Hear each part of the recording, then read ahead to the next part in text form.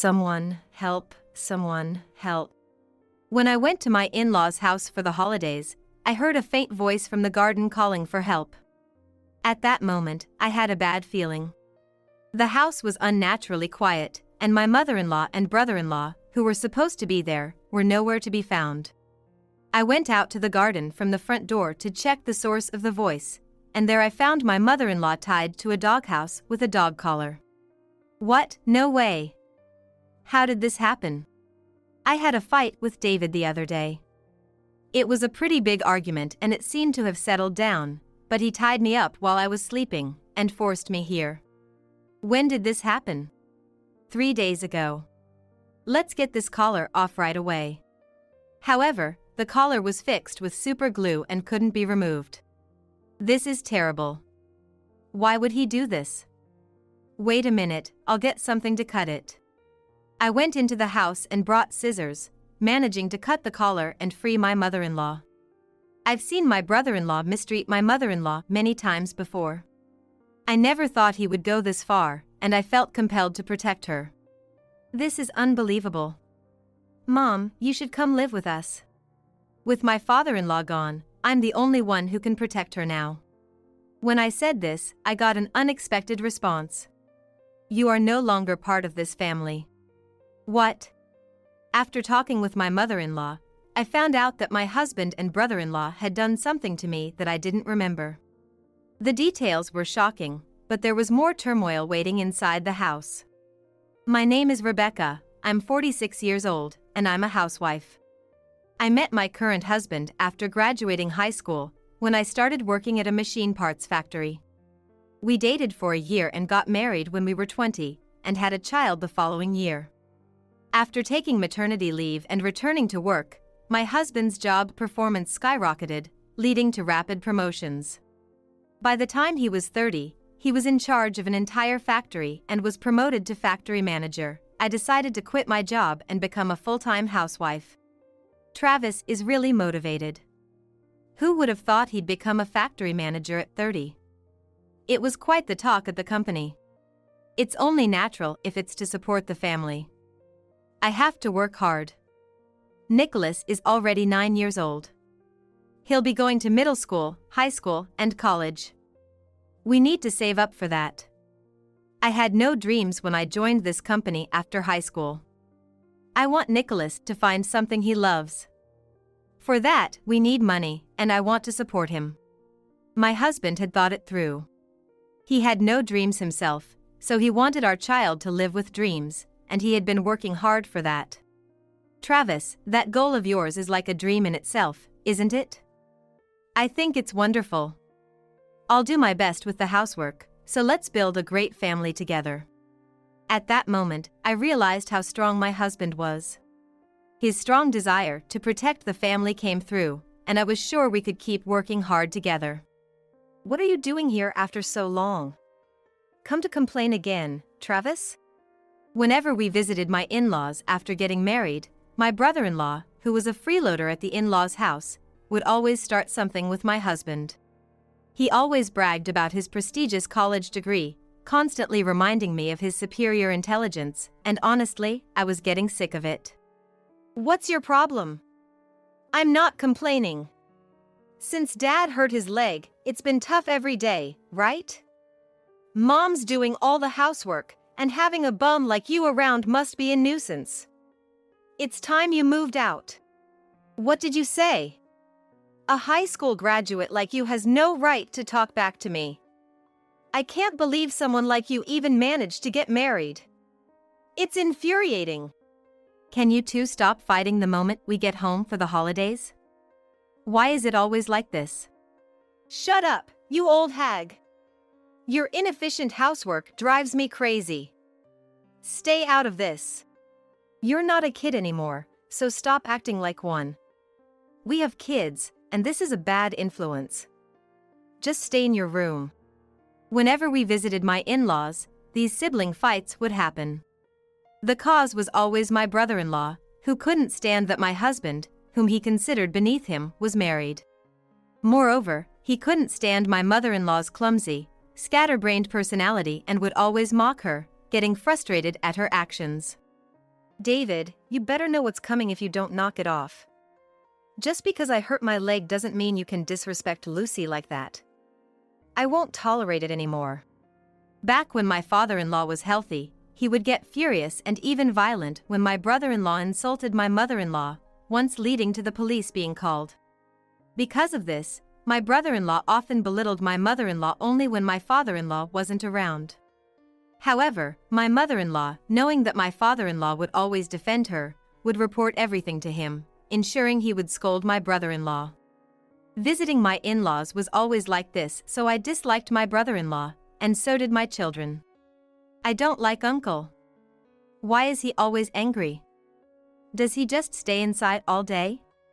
He acts so high and mighty without doing anything. My brother-in-law didn't like my son either, who was always outspoken during our visits, making my brother-in-law retreat to his room with a sour expression. I couldn't tell if he didn't believe in hitting children or just didn't like them, but he clearly didn't know how to handle my son. As my son grew older, he started to have dreams, just as my husband had hoped. I want to be a lawyer, so I'm gonna work hard. He said this out of the blue in middle school and started studying diligently. His grades improved steadily, and he went on to a high school, then a university with a law school, passed the bar exam, and is now an intern at a law firm. I was amazed at my son's ability. Nicholas, you're amazing. You're really working hard to make your dream come true. Just like Travis, you're so determined. It's really surprising, isn't it? I never thought Nicholas would become a lawyer. He's almost officially a lawyer now. Once his internship is over, he'll be registered. It felt like everything was going well for our family. That's why I thought I might start working a bit too. Seeing my son become independent and work towards his dream inspired me. And I started helping out at a local farm where they were looking for part-time workers. But around that time, my father-in-law was diagnosed with cancer and hospitalized, but it was too late by then. He passed away 3 days after being admitted. Is it really so sudden? I wanted him to stay with us longer. My mother-in-law leaned on his lifeless body, crying. Despite the painful situation, my brother-in-law was smirking. Uncle is creepy. Mom, make sure to watch over Grandma. It'd be terrible if something happened to her. My son shared my thoughts. He came over and whispered to me. Yeah. I have a bad feeling, so I'll try to visit her more often. We promised each other that day, but despite my efforts, the worst happened. After my father-in-law's death, my husband was also worried about his mother, so I, being free to do so, would visit her occasionally to check on her. Rebecca, I'm sure David will treat Mom terribly now that Dad's gone. I have a bad feeling, so please try to visit her as often as you can. With my husband's encouragement, I started visiting my mother-in-law, who was almost alone, and having tea with her. Maybe because of this, my brother-in-law had started leaving her alone. Recently, it seems like your brother isn't bothering your mom as much, probably because I've been visiting. I reported to my husband and he responded happily, but his expression seemed cloudy. He began to appear deep in thought, and I noticed him sometimes talking to someone on the phone in his room. Hey, you've been looking gloomy lately. Are you okay? I'm getting worried. Oh, I'm fine. There's nothing to worry about, really. He reassured me with a gentle smile, but I remained uneasy. His behavior was more suspicious than usual. Is he really okay? Why does he need to keep so many secrets? When I started doubting him, the only logical conclusion was an affair. Even though his actions were noticeable, I didn't want to believe it. Hey, Rebecca. I need to ask you something. Can you listen? What's up? Why so serious? Can you go to my parents' house alone this year for the holidays? I have something to do and can't go in the morning. I know there's my brother to worry about, but can you handle it? I'll try to get there as soon as I can.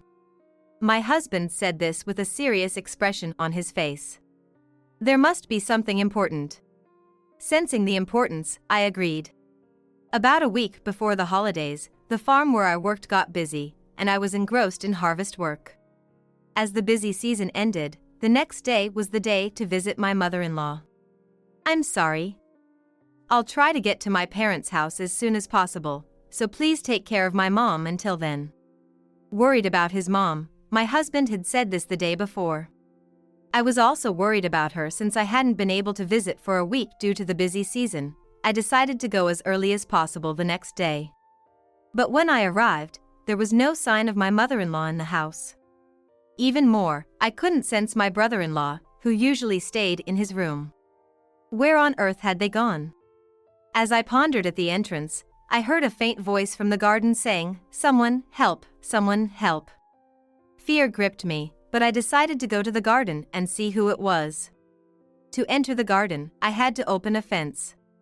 It had several large trees that my father-in-law had meticulously cared for, and I had to climb over the wall to see into the garden. In the farthest corner of the garden, behind an old shed, there was an abandoned doghouse where we used to keep a dog. I saw something in its shadow. When I peered in, I was shocked to see my mother-in-law tied to the doghouse with a dog collar. What? No way! How did this happen? I had a fight with David the other day. It got pretty heated and eventually settled down, but while I was sleeping, he tied me up and forced me here. When did this happen? 3 days ago. I was horrified by her words. To think that he had left his own 80-year-old mother tied up outside like a dog for 3 days. In front of her was a dog bowl with dog food, and it seemed she wasn't even allowed to use the bathroom properly. Wait a moment, I don't want to do this, but I need to take a picture. This will be evidence when we file a complaint. I said that, took a few pictures of my mother-in-law tied with the collar, and ran to her side to remove it, but it was glued tightly with super glue and wouldn't come off easily. This is terrible, why would he do this? Wait a moment, I'll get something to cut it. I went inside the house, grabbed some scissors, and managed to cut off the collar. Seeing this situation, anger towards my brother-in-law surged within me. I never thought he would go this far. This is unbelievable. Mom, come live with us. The words slipped out before I could stop them. I couldn't leave my mother-in-law with my brother-in-law any longer. That's why I asked her to come to our house, but she said something I couldn't believe. You're no longer part of this family. What? You're not family anymore. You divorced Travis, but you still came all the way here today? What are you talking about? We haven't divorced. But Travis came here 5 days ago with David and told me you were getting divorced. He even had the divorce papers. What? I have no memory of signing any divorce papers. I couldn't understand what she was saying. Sure, my husband had been home for a week for the holidays, and I was busy with work, so we hadn't seen much of each other. But I had no idea he had done something like this during that time. I didn't understand why he would do such a thing. I felt a wave of sadness, and tears began to well up. Just then, I heard a car approaching, crossing the open gate. It was my brother-in-law's car. What are you doing untying that collar? Who gave you permission? How dare you come here after the divorce? If you still want to be involved with Mom, I won't go easy on you. My brother-in-law got out of the car, glaring at me with a menacing look. I felt a wave of fear, but steeled myself and showed him the photos I had taken. I took photos of the scene earlier. If I take these to the police, you'll be arrested. So what? Do it if you can. He slapped the phone out of my hand and began advancing on me. I felt it was the end. His grip was strong, and he squeezed my arm painfully. As I cried out, my mother-in-law tackled him to help me. You scum, laying a hand on Travis's wife. What kind of person are you? You idiot. As she said this, my brother-in-law turned his angry gaze on her and punched her in the face. She fell to the ground, teeth flying. He was panting with rage, but just then, a car pulled up from the entrance to the garden, and my husband and son got out, subduing him. You finally hit someone, you scumbag. I won't forgive you. My husband quickly restrained my brother-in-law and dragged him inside. We followed them inside, where my husband and son revealed shocking truths. Thanks to the neighbors noticing something was wrong, we could get the car into the garden quickly. What were you doing, bro? Shut up, this has nothing to do with you. Why is Rebecca here anyway? If she hadn't come, no one would have found out about Mom being tied up in the garden. What? You tied her up in the yard? What are you thinking, doing this to your own mother? Shut up. It pisses me off, looking at her blank, clueless face. The one who's clueless is you. You've been a bum living at home since you graduated college. As soon as we entered the house, their anger erupted, echoing through the house. My mother started crying at the scene, and my son protected her, standing by her side. Wait a minute, I understand you both have things to say, but there's something I don't get. What's going on? Mom said I'm not family anymore, and you think I'm divorced. What's the truth here? I can't understand any of this. I shouted louder than their yelling, causing them to momentarily fall silent and look at me. Then, my husband, looking guilty, explained everything. Since Dad died, Rebecca has been coming to the house to check on Mom, right? That made David start threatening me. He said if Rebecca kept coming, he'd take drastic measures. What do you mean? It was annoying. I couldn't vent my daily frustrations on Mom, so I took it out on you. So, I decided to torment Rebecca. But then I thought if I could manipulate Travis, maybe she'd disappear by getting divorced. At first, I was scared. He kept threatening to tie you up in the mountains or throw you into the sea if you came to the house again. I was tired of it. I even thought about going to the police with the evidence I had. But then he said if I didn't want that, I should divorce you, and I snapped. I talked to Nicholas about what David was doing, and he agreed to help. Hearing my husband, I finally understood his suspicious behavior. He was worried about me going to the house and was mentally affected by David's threats, and I felt somewhat relieved. But the story chilled me. David seriously thought about doing those things to me. Considering he was the kind of person who could tie his own mother to a doghouse, I shuddered at the thought he might actually follow through with his threats. I'm sorry for scaring you.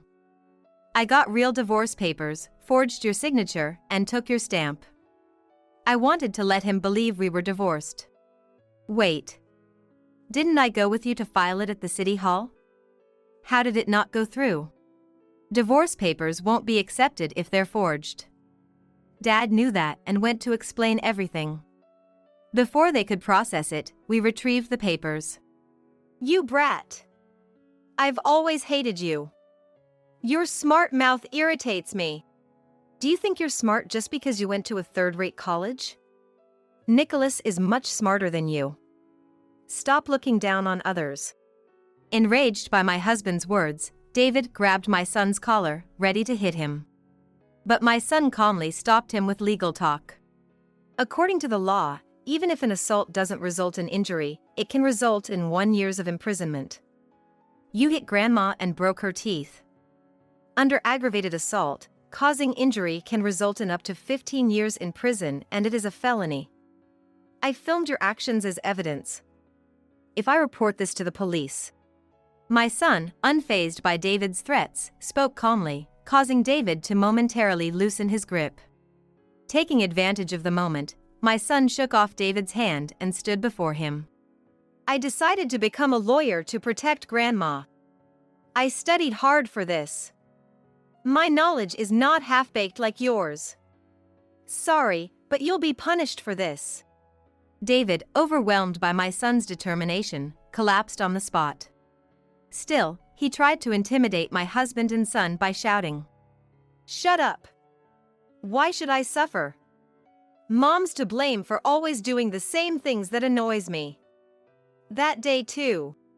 Just as he began to speak, my mother-in-law, now calm, stood up. You think it's my fault? I've put up with your insults for so long, but I've had enough.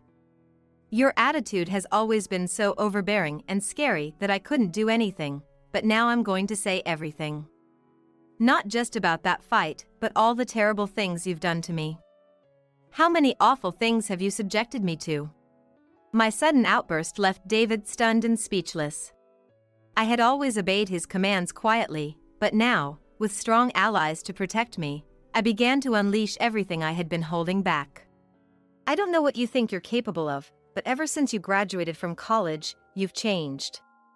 You started looking down on me, criticizing every mistake I made. You complained about my housework, saying it wasn't good enough. When I let you try, you'd mess it up and hand it back to me. You act all superior without being able to do anything yourself. Let me be clear, you've been a useless bum living at home without a job. Whose money do you think you've been living off of? Mine and your father's. You have no right to act superior. Do you think we had no thoughts about you? No, even your father wanted to kick you out of the house.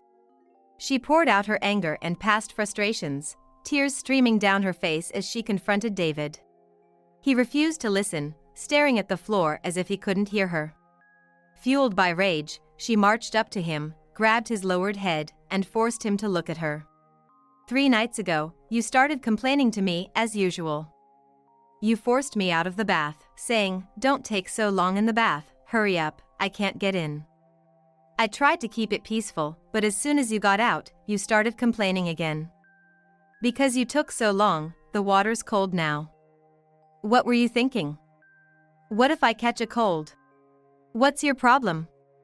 Just because Dad's gone, you think you can bully Mom however you want. What's bothering you so much? Her cluelessness and clumsiness piss me off. If she didn't bother me, I wouldn't react, but she keeps saying weird things to me, which makes me even more irritated. So you bully her because of that? That's not right. Anyway, listen to the rest. We argued. For once, I was really mad. He dragged me out of the bath, threw me naked into the dressing room. I couldn't forgive him. Even though I wanted to keep things peaceful, we argued because he kept complaining after getting out of the bath. David went to his room, slammed the door, and I thought that was the end of it.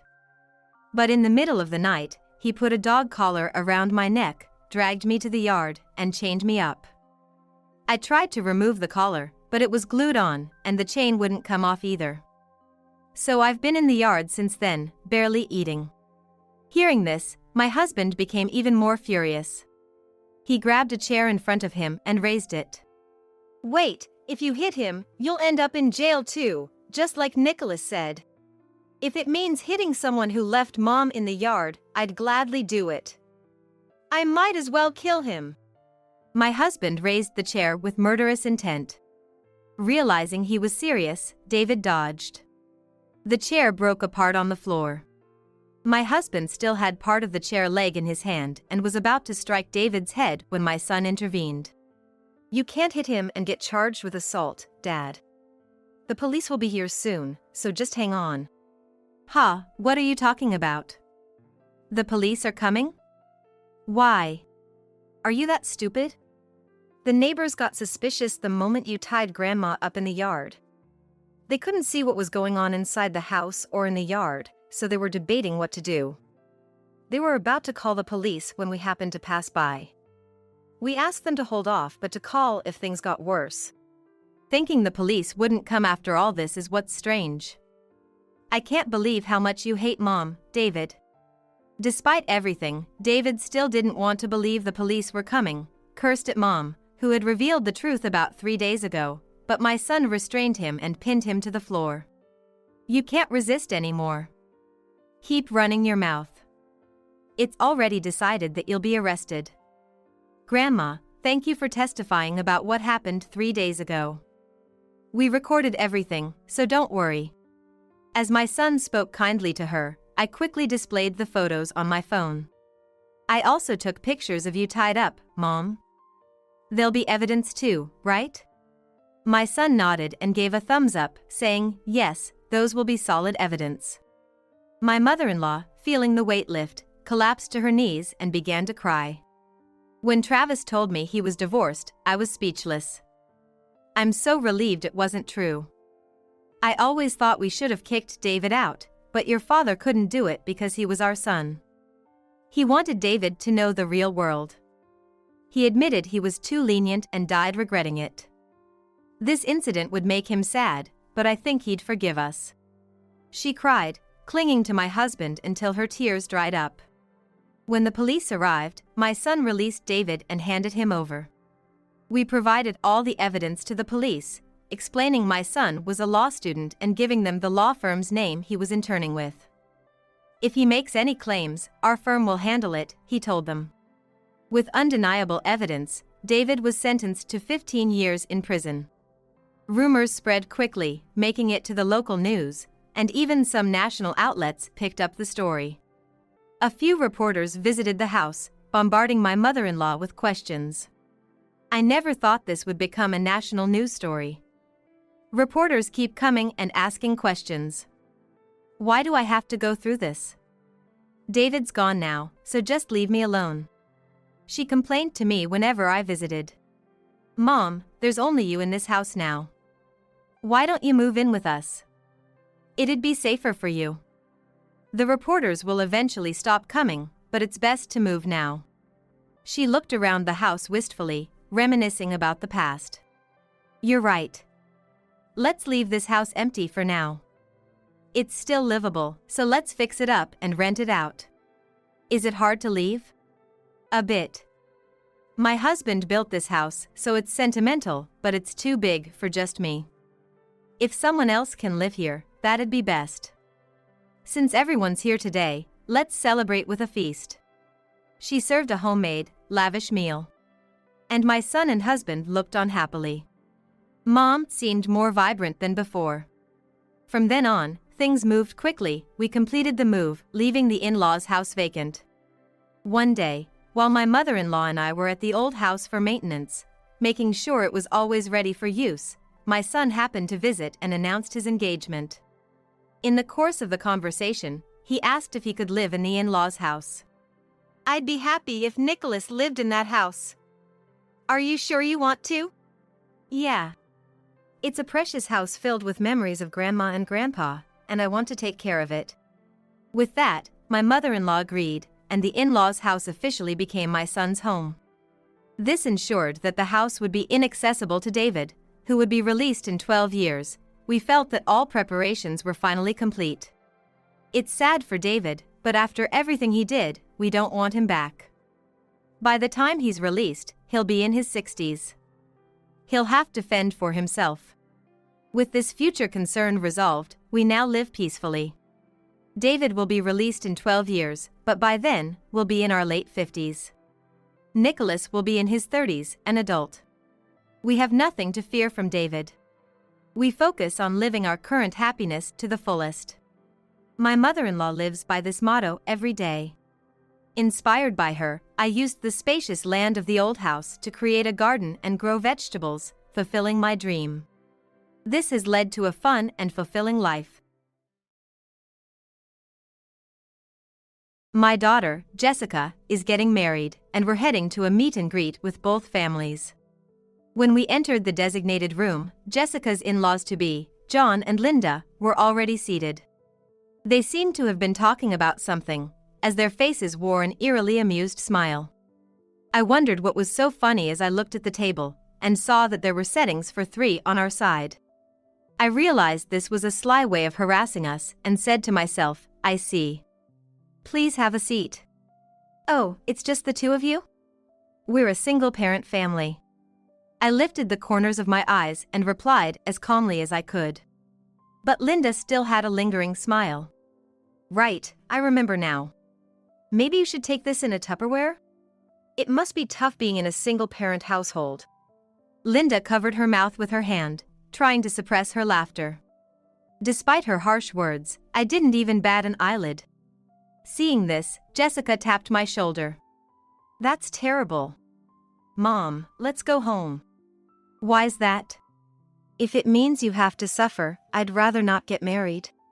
Touched by my daughter's kindness, I smiled and firmly said, That's not necessary. Just wait a moment. Then, a female staff member came from behind with a takeaway box the size of a lunchbox, offering it to Linda with the words, Please, take this with you. John and Linda were taken aback, looking surprised.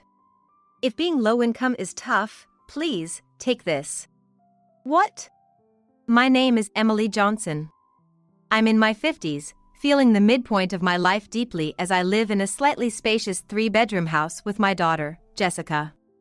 When Jessica is at school, the emptiness of the living room feels lonely. During such times, I make it a routine to prepare 2 cups of tea. One for me, and the other for my late husband. Looking at the cup I poured for him, I feel comforted, thinking he might be here with me. He passed away from cancer about 20 years ago, just when we were about to start treatment. Just before he passed away, while lying in bed, he implored me about our only daughter, Jessica. Please take good care of Jessica. She'll surely do great. At that time, Jessica was too young to remember her father well. To keep my promise to my husband and not to let her feel lonely or hurt, I raised Jessica with all my might.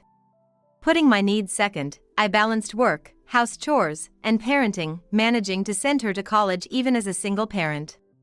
I might be biased, but Jessica turned out to be a beautiful, kind, and hardworking woman, excelling in her studies.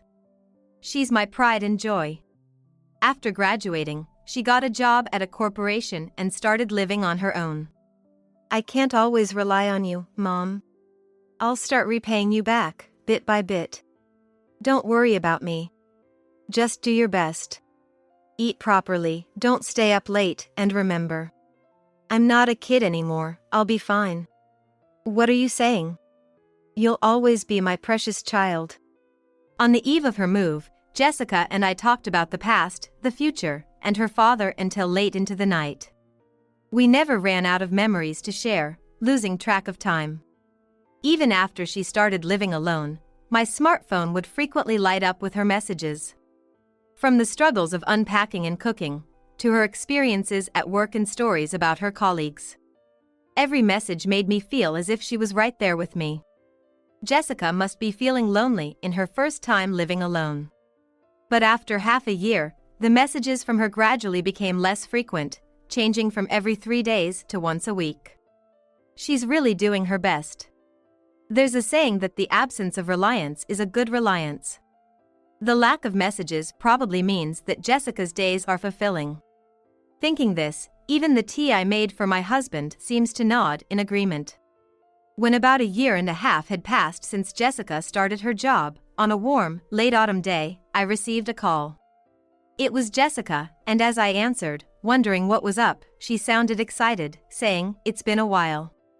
Mom, listen, I want you to meet someone this Sunday. Are you free?" "Oh, it's been a while indeed. I'm free this Sunday." "Great, I'll come home around noon, okay?" "Sure, that's fine. Be careful on your way." It's been a long time since I've seen you, Mom. You're gonna be surprised. See you then. After saying that, Jessica hung up, and I was left in silence. I wondered when was the last time I had a phone conversation with her. Her unusually happy tone also caught my attention, but when Sunday came, I was indeed surprised, just like Jessica said. At the door, Jessica appeared with a young man named Ethan Parker. He wasn't dressed casually, but in a neat, casual suit, looking a bit tense. "Nice to meet you. I'm Ethan Parker, dating Jessica." He introduces himself, tall and slender, with a face as handsome as a model's. He gave the impression of a polite and good young man. "Oh, Jessica has been in your care. Please come in." I offered him guest slippers and invited them to the living room. As I made tea and we sat at the table, Jessica shared her recent news and introduced him. Then, blushing, she said, "The reason I wanted you to meet him is, I want to marry Ethan." "Marry?" Though I had a hunch, it still struck a chord to hear that Jessica had found someone. I maintained my composure and looked at Ethan, who now seemed more serious than before. "Yes, I proposed to Jessica recently. And we wanted to meet with you, her mother." After a brief silence, I said, "I see." "I didn't know Jessica had such a wonderful person in her life. Ethan, Jessica grew up without a father. I raised her all by myself." "Yes, Jessica told me she was raised by a single mother." Jessica is my treasure, my only daughter. Will you truly protect and make her happy? Of course. I'm confident I can make her happier than anyone else in this world. Ethan responded confidently, not intimidated by my demeanor. Had he faltered here, I might not have consented to their marriage. I understand. Please take good care of Jessica. When I said this, the two exchanged relieved glances and smiled happily. Seeing them like this, I naturally found myself smiling as well. I think he would have smiled in the same way if he were here. A few months after sending off a happy Jessica and Ethan, Jessica took a long break and came home. She happily talked about her work and Ethan, but occasionally, she would have a troubled expression, which worried me. When asked, she would avoid the topic and say, "It's nothing, Mom." Jessica has a habit of shrugging her shoulders when she wants to talk about something or is lying. She shrugged this time too, so I was sure something was bothering her. "Hey, Jessica, how about we visit that new cafe that just opened? This one here." I pointed to the cafe on my smartphone screen. Her eyes lit up. "Oh, I've been wanting to go there. They're known for their original coffee. It's popular at work too." Then it's settled. The next day, Jessica and I walked to the cafe in the cool air. It was deep into winter, and the brown fallen leaves crunched under our feet. We ordered coffee to go and walked for a while. "Mom, thanks for accepting Ethan and me." He seemed sincere. Take good care of each other. When we reached a large park, Jessica started to open up. "Actually, I went to greet Ethan's parents. They didn't seem to think much of me." Her story went back a month. She had gone with Ethan to greet his parents, John and Linda. But they seemed skeptical of her from the start. "Hello, I'm Jessica Johnson. I'm dating Ethan." "Ethan, are you sure about this girl?" Linda interrupted Jessica's greeting. "What do you mean?" "Just look at her. She looks poor, her clothes, her makeup. She's not a match for Ethan." Instead of congratulations, they openly criticized Jessica. "Mom, that's rude. How can you say that about my girlfriend?" "You think so too, right?" Linda even sought agreement from John, who simply nodded in affirmation. "Oh, is your family very poor? Do your parents work?" "My mother works, and my father passed away when I was young." "A single mother?" "I thought as much." John seemed oddly satisfied and scoffed. "Dad? It must be for the money. Ethan, our family is of a distinguished lineage. You shouldn't be with this kind of woman." "How can you say that? Jessica is different. I know her better than anyone." "You're just naive. There are plenty of people who would marry for our wealth." Shockingly, John even suggested introducing Ethan to a daughter of an acquaintance. Linda agreed and seemed pleased with the idea. "That's a good idea. After all, this girl's father works for a major listed company. She's not a match for a single-parent family." "You think so too, right, Ethan?" Seeing his mother happily agree, Ethan raised his voice. "Enough, both of you." That day, the conversation went nowhere, and Ethan had to lead Jessica away from his parents' house. Later, Ethan told Jessica that both John and Linda had a strong sense of elitism. "Jessica, I'm really sorry. My parents said such awful things and hurt you."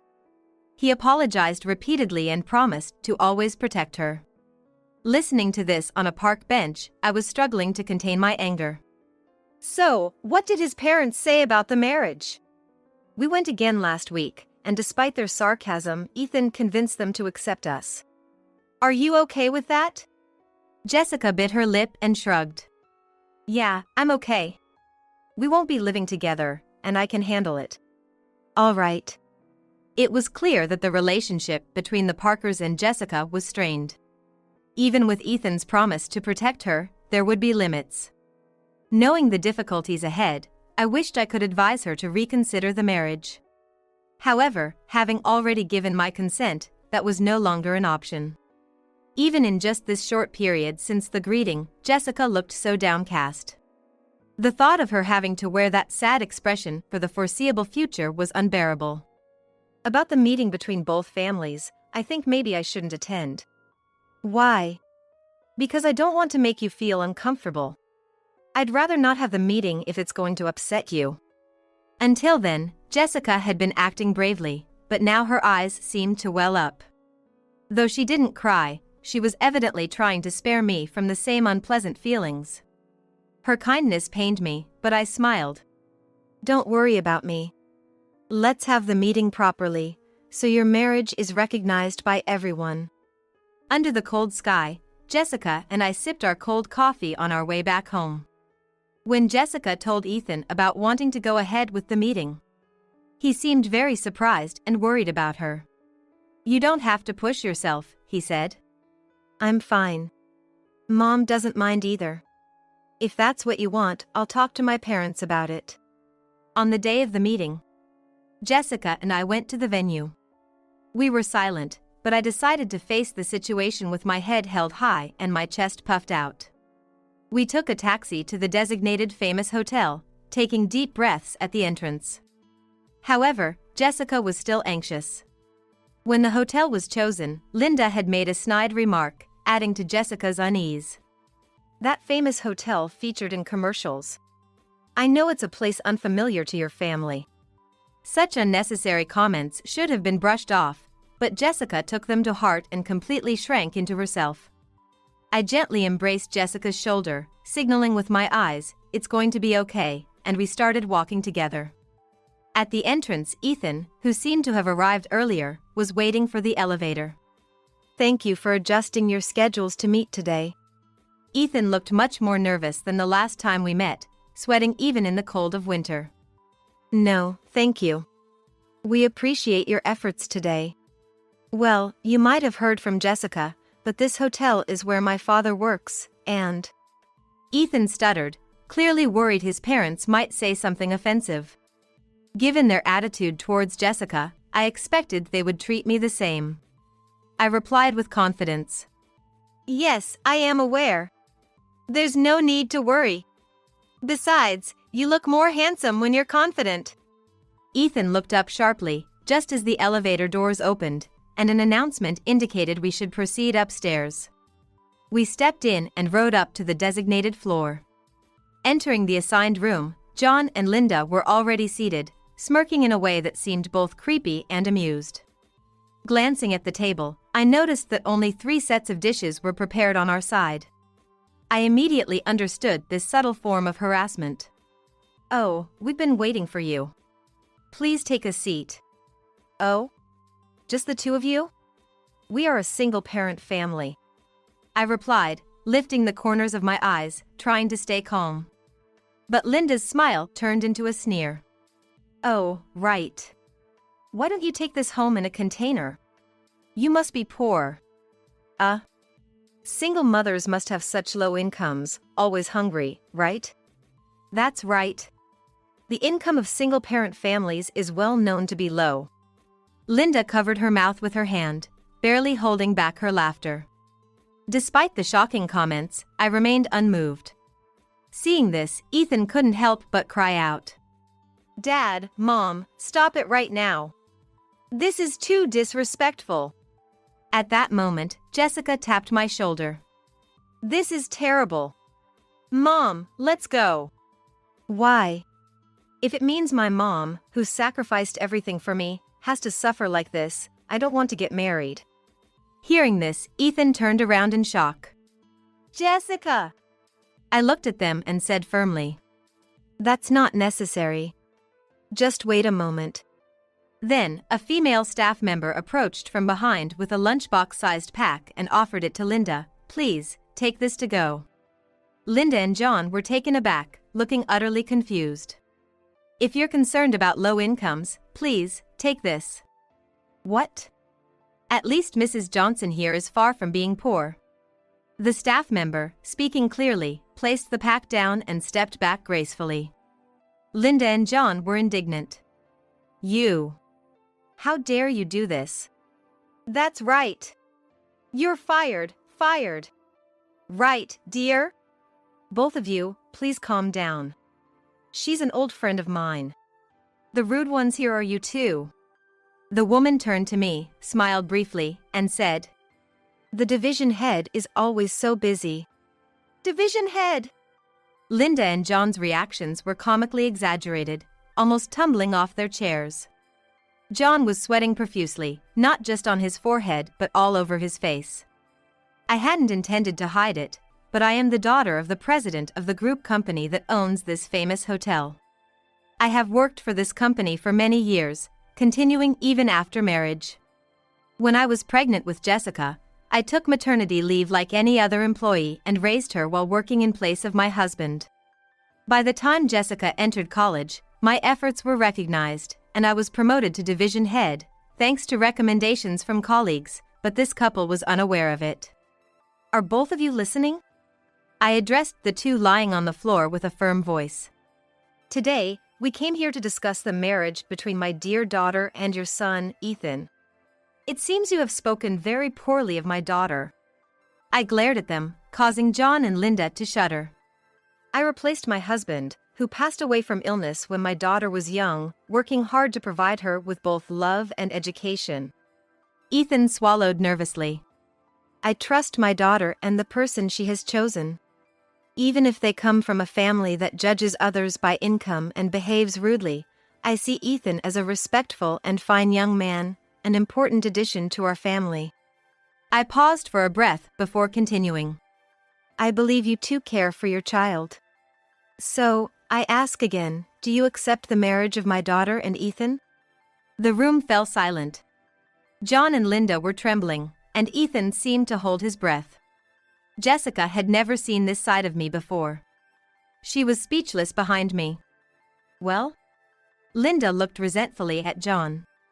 He, pale-faced, adjusted his posture and hurriedly said, "Of course, division head. We look forward to a close relationship in the future. I am here today not as a division head, but as Jessica's mother," I firmly stated, looking at John. "And if we talk about work, aren't you soon to leave this place?" "What do you mean?"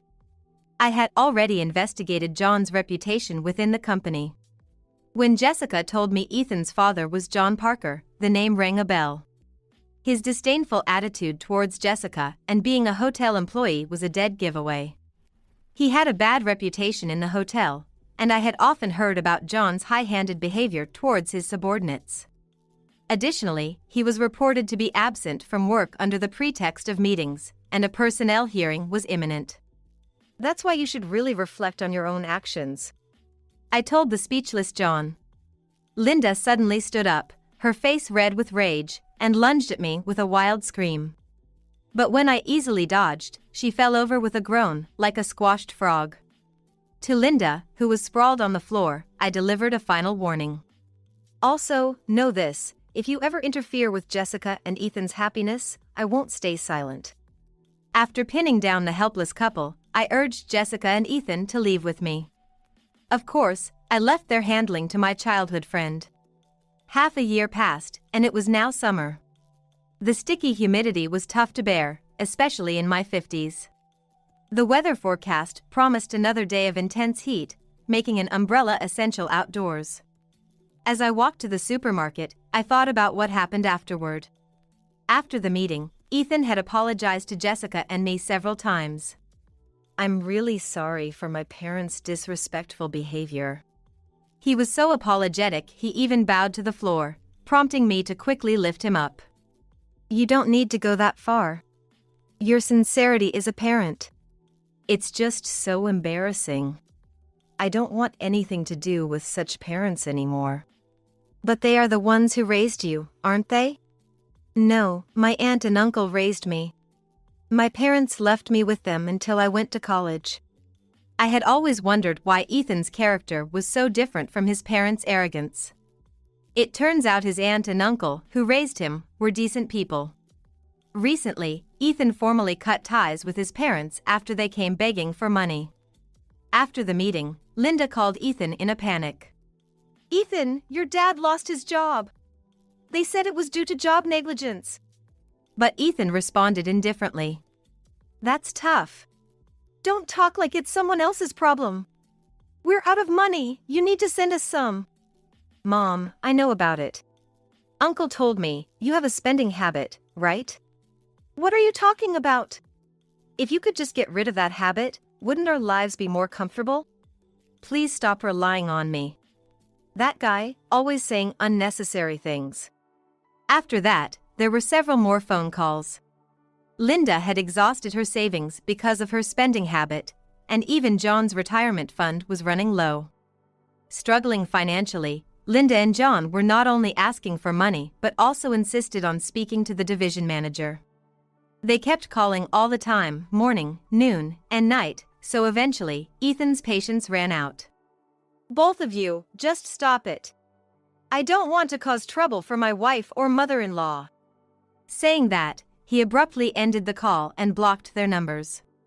Not only that, Ethan changed his cell phone number and moved to a new apartment with Jessica, changing their address. Of course, he didn't tell his parents, so John and Linda had no way of knowing what happened to Ethan and Jessica afterwards. This removed any disturbances in the couple's happy married life. From what Jessica told me, since then, they have been living peaceful days together. As for me, I've managed to build a good relationship with the newlyweds, having meals together 2 or 3 times a month.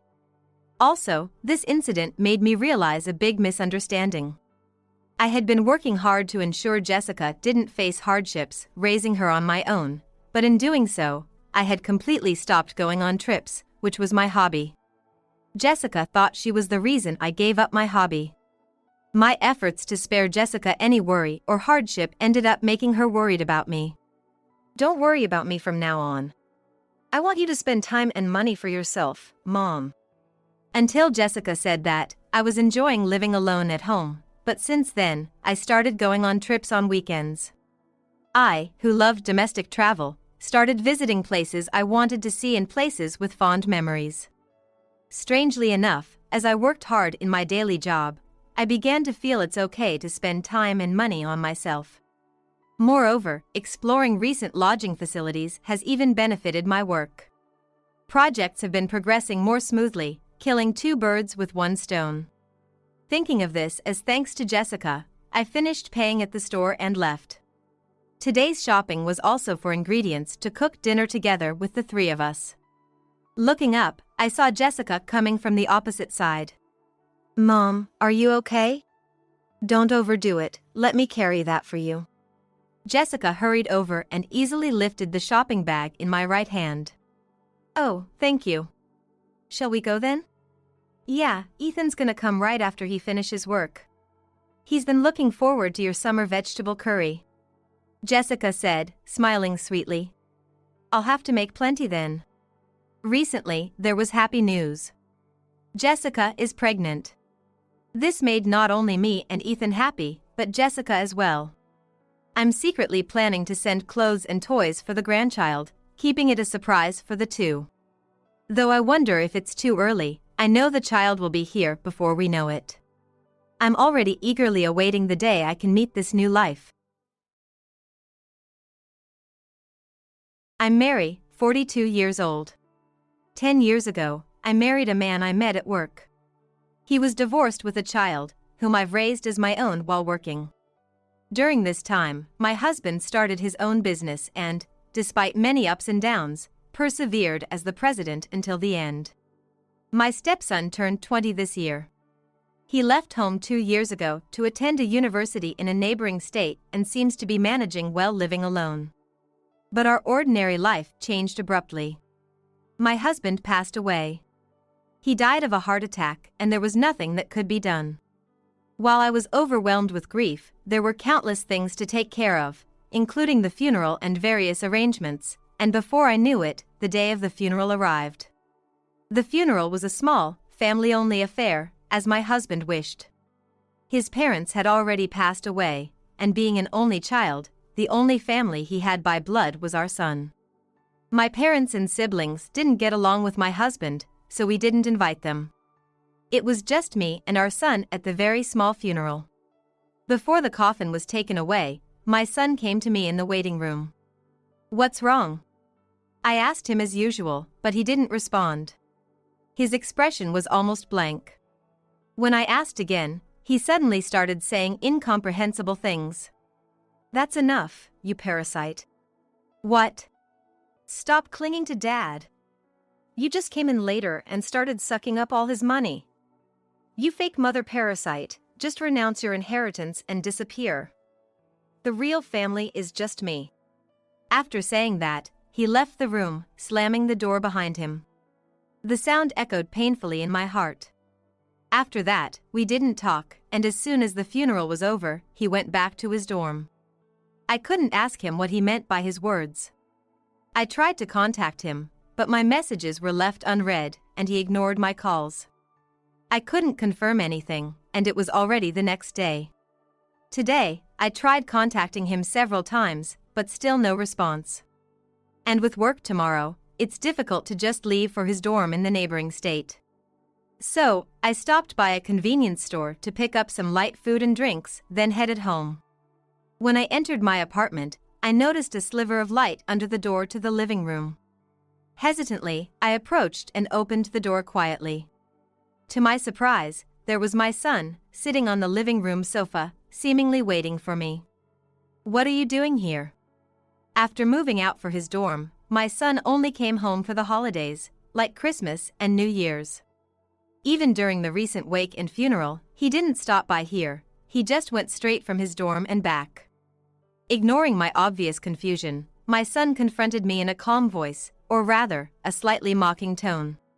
Was something inconvenient for you? Didn't want to be seen doing whatever you please now that Dad's gone? What do you mean? Just figured you'd be living it up in your own way now that Dad's not around. In many ways. That's not true at all. Yeah, whatever. Anyway, that's not important. Did you eat? Huh? Are you hungry? If you haven't eaten, I can make something simple. It was getting late. If he had been waiting in the room alone, he might be hungry. As a mother, it was natural for me to offer, but it seemed to irritate him.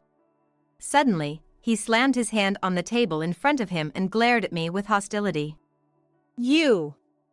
Didn't I just say it? What? How long are you gonna keep shamelessly squatting in this house? You fake mother parasite, just renounce your inheritance and disappear. The real family is just me. The same lines, the same insults as before, came flying out from my son. What's really going on? Did something happen? What? I only put up with you because Dad was around. Who would think of someone like you as my mother? You just leeched off Dad while he was the CEO, sucking up the sweet life. Just get lost now. I was at a loss for words. Indeed, since remarrying 10 years ago, my son hardly ever turned to me for affection. He grew up protected by his kind father, having experienced his parents' divorce at a young age. I felt that my presence had robbed him of his gentle father. So, for the past 10 years, I tried my best to raise him. I made daily lunches, took him to and from extracurricular activities, and created many family-like moments. Even during his rebellious phase, my husband struggled with all sorts of things, but we faced it together, believing it was a phase every child goes through. But it seems my efforts never reached him. My son's painful words inflicted deep damage on my heart. I painfully realized that our relationship was only possible because of the presence of my husband, his blood father, and my husband. My son, openly hostile towards me. This is probably the real face of my son. Perhaps, no matter what I say as his stepmother, it won't reach him anymore. So, I decided to at least listen to his last wish. Yes. No matter what happens, you gotta keep living.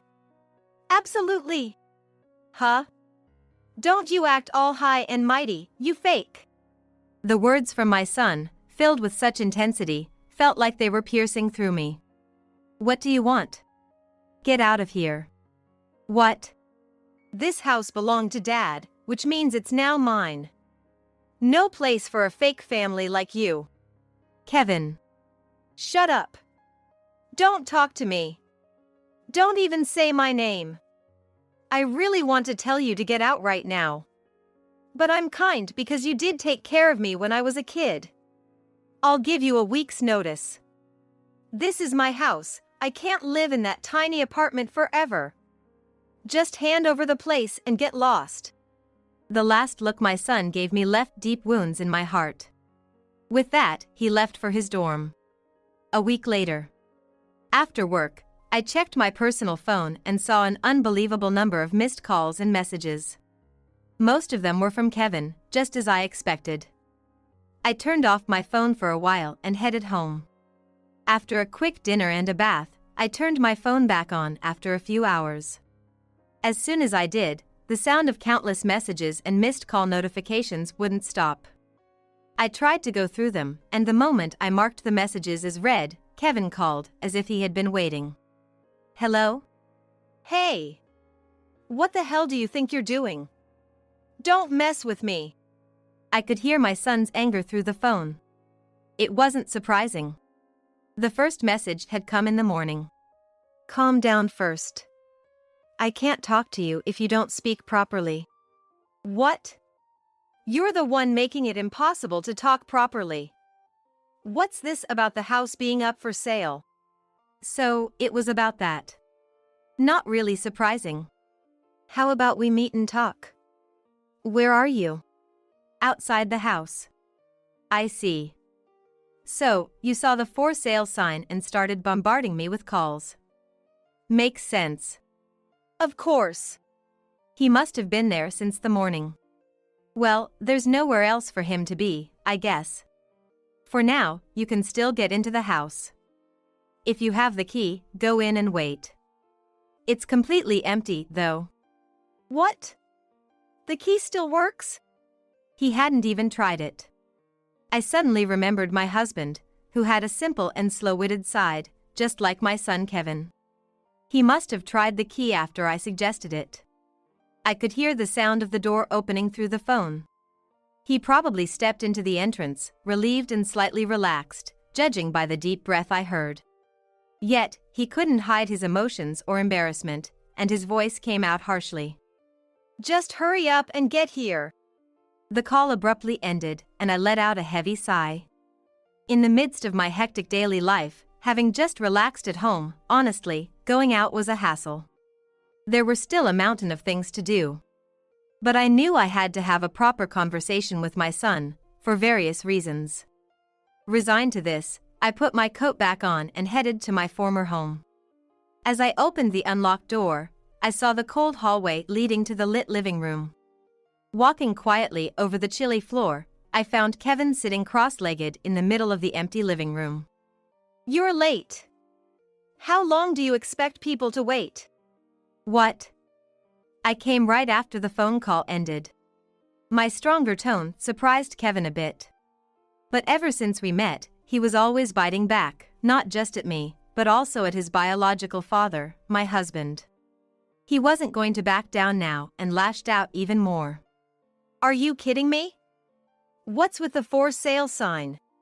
The house is too big for one person, so I thought about selling it. Your words helped me make up my mind. Thanks for that. The cold floor of winter was draining the warmth from my body. I turned on the air conditioner as I always did. What? You can't just sell Dad's house. Oh. But this is my house. What? This house is mine, legally in my name. What? You didn't know? Don't lie to me. How could you afford a place like this? You think I'm stupid just because I'm young? No, wasn't it you who treated me with a condescending attitude? Of course, I wouldn't say that out loud.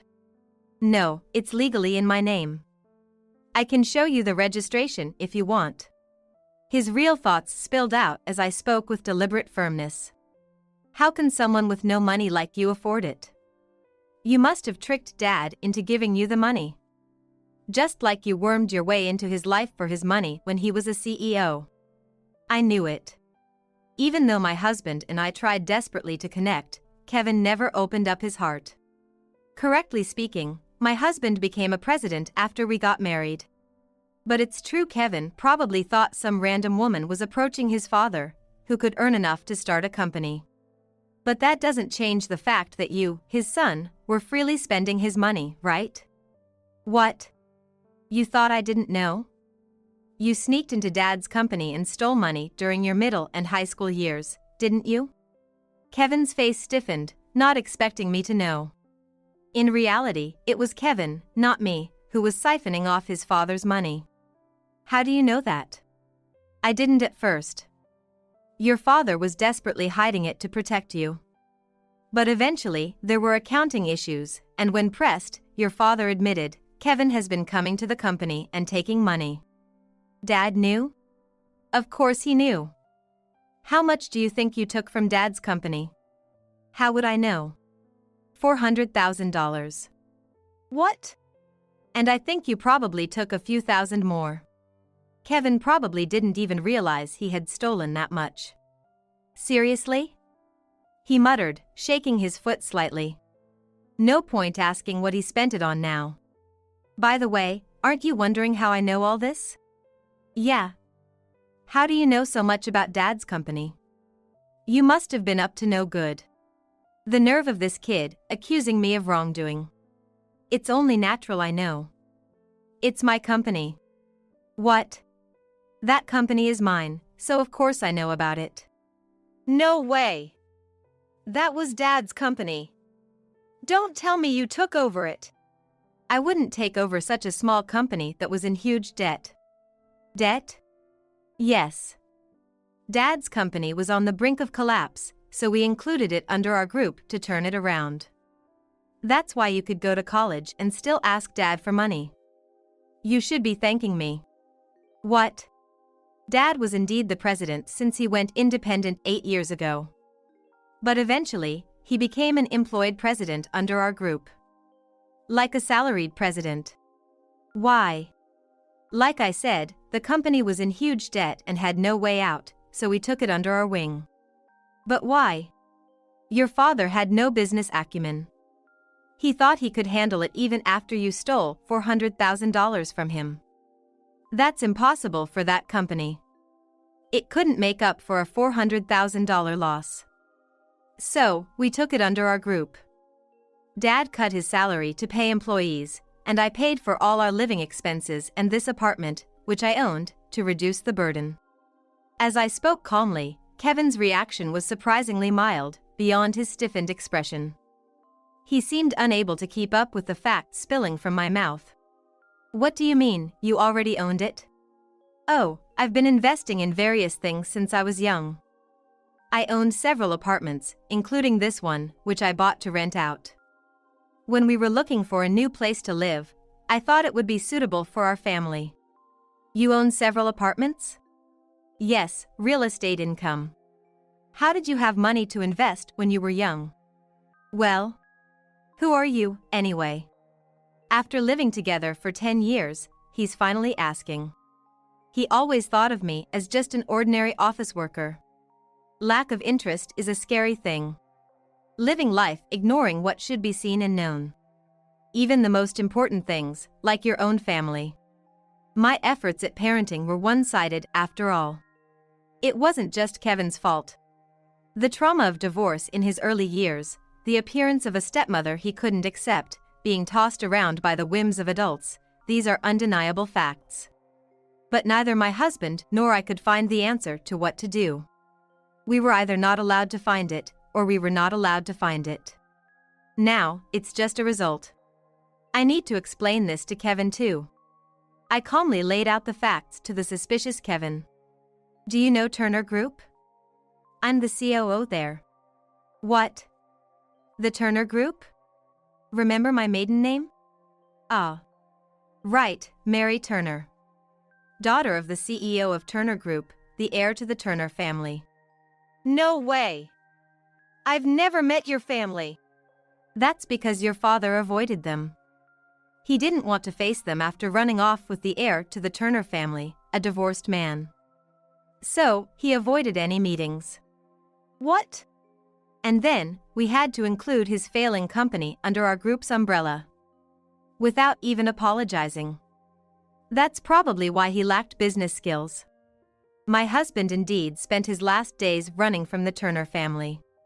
My family wanted to meet him, but he never did until the end. That's why they weren't invited to the funeral. He was a kind man. Truly kind man. But that kindness also became a source of indulgence and escape. Then that means I'm the grandson of the Turner Group, right? That's true, isn't it? I expected you'd say that. That's why I never told Kevin this truth until now. I thought about telling him when he was in high school, but at that time, it wasn't something he could handle. He would definitely take advantage of the Turner name. In that sense, my husband keeping us distant from my family was a blessing in disguise. Kevin's recent words just confirmed it all. But sadly, you're not the grandson of the Turner Group. What? If you're my mother, then I'm the grandson. Even if you're a fake mother, that's what the family register says. Don't try to deceive me. Did you listen to what I said before? What? What did I say? I wonder if the son in front of me remembers. He looks confused, trying to recall, but it seems nothing came to mind. After you said, the only real family is me, I said, no matter what, you have to keep living. Absolutely. Kevin seemed to remember that, but still had a face that said, so what? Clearly, my words and intentions hadn't reached him. His expression confirmed it. You're 20 years old, you should understand the meaning, right? What? You're an adult and a college student, living a life beyond most adults, without thinking about anything? What? It's normal for parents to support while kids are students. There's no obligation to support beyond tuition and basic living expenses. What? Parents don't have to pay for your leisure and luxury. At my words, Kevin quickly hid his expensive-looking watch. Surely, there are many other things he obtained with the over $400,000 he used. For a student who doesn't work, they're all disproportionate. Such disproportionate armor is fragile and protects nothing. You're okay with your child being homeless? I don't mind. It's none of my concern anymore. What? You're no longer my concern. Kevin looked at me, his face saying he didn't understand. I've never really understood you, Kevin. From the day your father brought you until today, I couldn't strip away that inappropriate, fragile armor with a direct approach. Your father has passed away. So, we're no longer parent and child. What? I divorced your father after his death, and my last name is back to Turner. You and I are now complete strangers. Well, we've always been strangers, actually. Why would you do something like that? Why? You said it yourself. The only real family is you. You never thought of me as family from the start. It worked out perfectly. That's not true. What am I supposed to do without parent? I wasn't your family, remember? You said it yourself. But you should have consulted me. Consult? To someone who never listened even when I tried to connect? To someone who left and never came back, doing whatever he pleased? Besides, we're not family, so why should I consult you? I smiled sweetly at Kevin, his face turning red and his body trembling. It might be immature. But after these 10 years of looking at him as family, maintaining this relationship of stepmother and child seemed too hard. Suffering under a kind yet indulgent husband and a son who wouldn't accept me as family. I've grown tired over these 10 years. What about college and a place to live? Didn't I already point that out? What? No matter what happens, carry on. Absolutely. You demanded that I renounce my inheritance, so you must have thought about it, right? What? The inheritance. What happened to it? Sadly, your father left debts. Consumer loans, credit card loans, about $600,000. And no savings. What? Debts and no savings? Of course, as you demanded, I renounced the inheritance, so all the dead inheritance goes to you. Good luck. What? I'm not inheriting any debts. Why are there debts and no savings? Because you stole from his company, remember? What? I said earlier, besides that $400,000, and there were probably more. Kevin nods slightly. That was probably used to cover the hole in your father's savings and debts. What? Probably at first, he was trying to cover it up without creating a hole in the company's funds. The company had just started, and there wasn't much savings. Once that ran out, and he couldn't borrow anymore, he struggled for years, trying to deceive, and eventually came crying to me. You had already consumed what should have been your father's inheritance. It's your own doing, isn't it? I wonder if my words reached him. His eyes bloodshot and round, Kevin mutters to himself, exuding an aura of despair. How much is the debt? It was less than $100,000, I think. $100,000? Kevin sat down, holding his head. I'll give you a hint, though. A hint? A hint that might help you survive. What is it? Tell me, quickly. You know, you're asking for a favor. Maybe think about how you ask? Sorry, please tell me.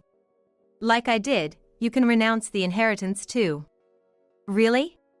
His face brightened up, persistently asking how to do it. You can do the procedure yourself if you look it up. Besides, you're a law student, right? Oh wait, you barely got into a decent private university with a recommendation from a low-ranking high school and you're struggling to pass, right? You're technically a junior but haven't even earned 40 credits yet? It makes sense you don't know. I hit a sore spot and he looked down, biting his lip. He might think of me as a mean adult, but it's intentional. He probably hasn't been attending school properly. Less than 40 credits in 3 years. It'll take at least 3 more years to graduate, right? That means 2 more years of tuition. It's far beyond what he could possibly afford to pay. There's some life insurance in your name from your father. Really? It's only $60,000. Seeing Kevin's reaction, as if he wanted to exclaim, "Is that all?" I mentioned that it's also due to his actions that there wasn't more money for insurance, causing him to make an uncomfortable face. And you know, there might be taxes on the insurance money, so look into that. What? Taxes on insurance money? You're an adult, so maybe look it up? Even after taxes, it should be enough to set up a room and live for a while. If you want to continue college, apply for scholarships. Wait, set up a room? What do you mean? The apartment you're living in now. I'm canceling it at the end of this month. What? Why? It's rented under my name. I have no obligation to keep renting and paying for someone who's not my child. Can't you give me like a month's notice? What? You only gave me a week's notice. You have 3 more weeks. You're 20, an adult. You can rent a room and do anything. I'm just following through on your words. Take responsibility for what you said. This can't be happening. He looked to Pirate. But from my perspective, there's much more he could do. I wish he'd realized this. First off, why not sell those inappropriate branded items for cash? What? Like that watch you're wearing, and that bag. Do you really need them right now? I want him to think and struggle to find answers. Kevin, who has grown up indulged in his father's unconditional kindness since his mother wasn't around. He might have been awkwardly showing his neediness to me too. But there's a difference between acceptable neediness and harmful self-indulgence. Actions that hurt others and change lives are not neediness but mere selfishness. It's clear that a 20-year-old adult like him will struggle in life if this continues. I don't hate Kevin. In fact, I still think of him as my dear son. That's why I cut ties with him with the greatest love I could offer. He needs to strive on his own now. I left an envelope with necessary documents in front of the still stunned Kevin. I'm sure he will understand. With that hope, I softly stroked his hair for the first time in years and quietly left the former home.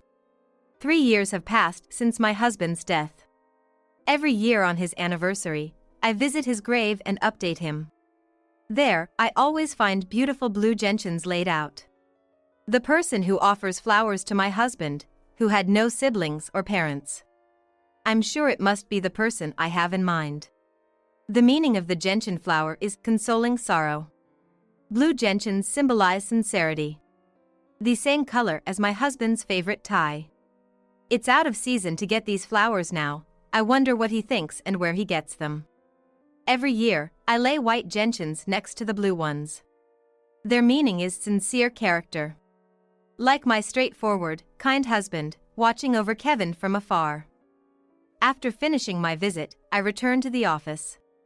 Even now, after 3 years, I continue my daily life as the COO of Turner Group. COO, please check this. What's this? It's the list of new employees joining our group companies next year. Oh, it's already that time of year, isn't it? Every year around this time, the list of new employees joining the group companies is brought to me. With so many companies, the list is quite long, but it's my personal wish to remember the faces and names of the young people who will be working with us. As I was flipping through the list handed over by my secretary, I came across the list from the company where my husband used to be the president. The current president of that company is really unique and capable, isn't he? You knew him from college, right? The secretary approached with a mug of coffee. Its gentle aroma tickled my nose.